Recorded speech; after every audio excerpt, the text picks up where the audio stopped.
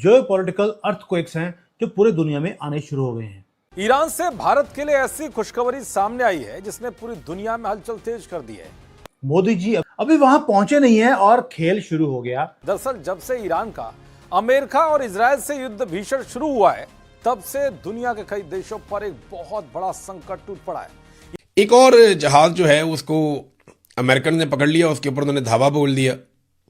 और ये जो खबर आई है इसमें ये पता चलता है कि जहाज है जो पाकिस्तान से ओमान जा रहा था, और ये कंटेनर्स वाला जहाज है, ये पाकिस्तान से ओमान जा रहा था, तो इसके ऊपर अमेरिकन ने दावा बोल दिया।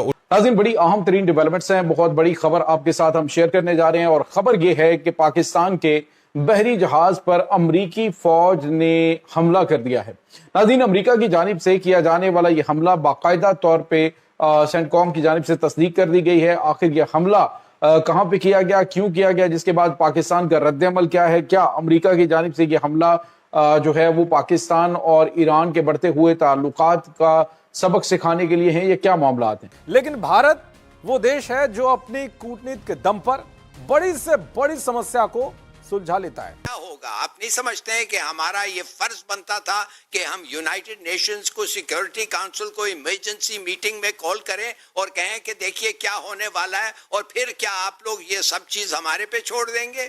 क्या ये अमेरिका जो है और नेटो जो है, जो 20 साल से जंग लड़ा है, ये हमें ऐसे ही छोड़ के चले जाएंगे? माय गॉड, मैं तो समझता हूं कि ये 1000 बंदों का फॉरेन ऑफिस है, एक फॉरेन मिनिस्टर है, एक पूरा मुल्क है। क्या कर रहे हैं हम? इसलिए कि ये तो जंग छिड़ गई है, ये जंग होगा, सिविल वॉर होगा, इनका कोई समझौता नहीं होगा। पाकिस्तानियों को धक्के मारकर यूएई ने बाहर निकाल दिया है, उन्हें 48 घंटे का टाइम दिया है। दूसरी तरफ से हम देखते हैं कि जो डोनाल्ड ट्रंप हैं, उन्होंने डायरेक्ट बातचीत शुरू कर दी है ईरान के साथ। उन्होंने बोल दिया, हमें पाकिस्तान नाम का जो स्ट्रीट डॉग है, खुजली खाया हुआ, हमें उसकी जरूरत नहीं है कि उसके थ्रू हम ईरान से बात करेंगे। उसने डायरेक्टली बात करनी शुरू कर दी। और क्योंकि नए भारत की विदेश नीति और कूटनीति का लोहा अब पूरी दुनिया मानती है। भारत ने इसे एक बार फिर ये साबित करके दिखा दिया है, क्योंकि जिस वक्त हॉर्मुज के बंद से पूरी दुनिया परेशान है, उस वक्त ईरान ने भारत के लिए ऐसा ऐलान किया है कि जिसने ट्रंप समेत विश्व के बड़े नेताओं को भौचक्का कर दिया है। खबर है कि मिडिल ईस्ट में तनाव के बावजूद भी ईरान ने भारत के लिए अपने रास्ते खोल दिए हैं। ईरान ने साफ कर दिया है कि भारतीय जहाज बेधड़क यहां से गुजर सकते हैं। लेकिन अब चाइना जो है, लगता है वो भी थोड़ा सा पाकिस्तान से अपने आप को डिस्टेंस पे करने लगा है। चाइना की वैसे कई कंपनीज जो है वो ऑलरेडी यहाँ से अपना बोरिया बिस्तरा लपेट के जा चुकी हैं। अब एक फर्म और जो है उन्होंने भी पाकिस्तान से अपना बिजनेस जो है वो खत्म करने का अनाउंस कर दिया है। तमाम पाकिस्तानी जो उस फर्म में काम कर रहे थे उनको जी उस फर्म से निकाल दिया गया है और उनसे कहा गया है कि जी अब यहाँ पर उनको, यानी इस कंपनी को, जो चाइनीज कंपनी है उसको जी फाइनेंशियली बहुत लॉस हो रहा है। यहाँ पर वर्क एनवायरनमेंट ना होने के बराबर है, यहाँ पर वो लोग काम नहीं कर पा रहे। और यकीनन ये बातें सुनकर जो है वो हमारे लोग जो इस वक्त बहुत साथ दे रहे होते हैं, ये खासतौर पे गवर्नमेंट, वो कोई काम करती हुई दिखाई नहीं दे रही। या कह लीजिए कि इस वक्त चाइना की जो कंपनीज पाकिस्तान में हैं उनको किसी तरीके से रोकने की जो कोशिशें होनी चाहिए या हो सकती हैं, शायद पाकिस्तान की हुकूमत इस वक्त वो करती हुई दिखाई नहीं दे रही है, शायद उनसे नहीं हो पा रहा। बहरहाल चाइना की एक कंपनी और जो है वो कहिए कि पाकिस्तान से जो है वो जाने के लिए तैयार है और उन्होंने तमाम ऑलरेडी जो वर्कर्स हैं उनको तो पहले ही निकाल दिया है। इस तरह से पाकिस्तान की जो दोस्ती और पाकिस्तान की जो एक कह लीजिए एक रिलेशन जो बार बार चाइना से बताया जाता था, उसमें भी अब कमी आती हुई दिखाई दे रही है। वैसे दोस्तों, पाकिस्तान के जो minister for oil and gas है, मेरा ख्याल है अली परवेज, पेट्रोलियम के मिनिस्टर हैं अली परवेज मलिक, उन्होंने कहा है कि we don't have oil reserves like India.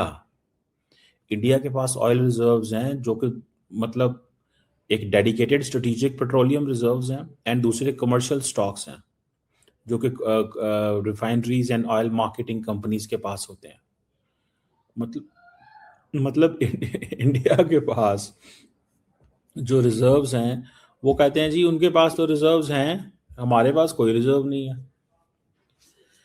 सो मैं तो ये सुन के हैरान हो गया मैं ये सुन के हैरान हो गया कि पाकिस्तान के पास कोई स्ट्रेटेजिक रिजर्व्स नहीं है।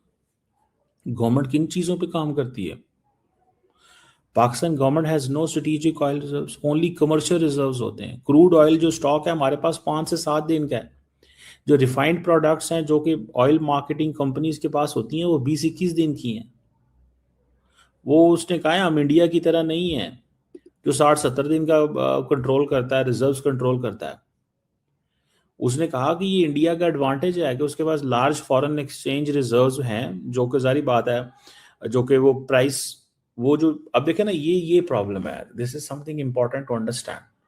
Since India has foreign exchange reserve जो कि 700-800-600 कि पाकिस्तान के एक कंटेनर बरदार बहरी जहाज के ऊपर हमला कर दिया है अमरीकी फौज ने। नाज़रीन, अमरीकी नेवी की जानिब से किया जाने वाला ये हमला ऐसे वक्त में कि जब पाकिस्तान मुज़ाकरात करवा रही, यानी एक तरफ तो अमरीका स्ट्रेट ऑफ हॉर्मज़ से जो नाकाबंदी उसने कर रखी है उसमें इसने ऑलरेडी अहकाम दिए हैं कि पाकिस्तानी बहरी जहाज जो है वो गुजर सकते हैं और गुजर भी रहे हैं।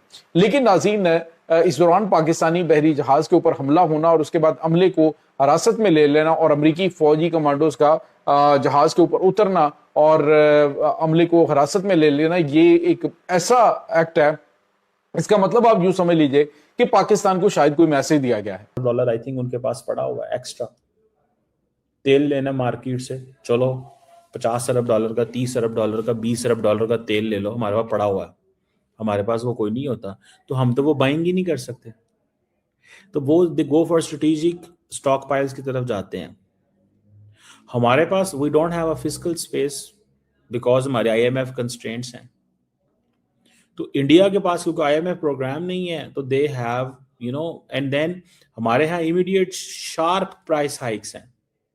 इंडिया को ये प्राइस हाइक्स सामना नहीं करना पड़ता। This is a real challenge. सारा टाइम आपके जो सिक्योरिटी इंटरेस्ट हैं वो they are not the same.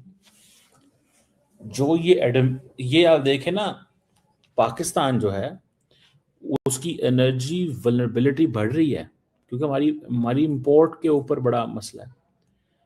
और कि पाकिस्तान के एक कंटेनर बरदार बहरी जहाज के ऊपर हमला कर दिया है अमरीकी फौज ने। नाज़रीन, अमरीकी नेवी की जानिब से किया जाने वाला ये हमला ऐसे वक्त में कि जब पाकिस्तान मुज़ाकरात करवा रही, यानी एक तरफ तो अमरीका स्ट्रेट ऑफ हॉर्मज़ से जो नाकाबंदी उसने कर रखी है उसमें इसने ऑलरेडी अहकाम दिए हैं कि पाकिस्तानी बहरी जहाज जो है वो गुजर सकते हैं और गुजर भी रहे हैं।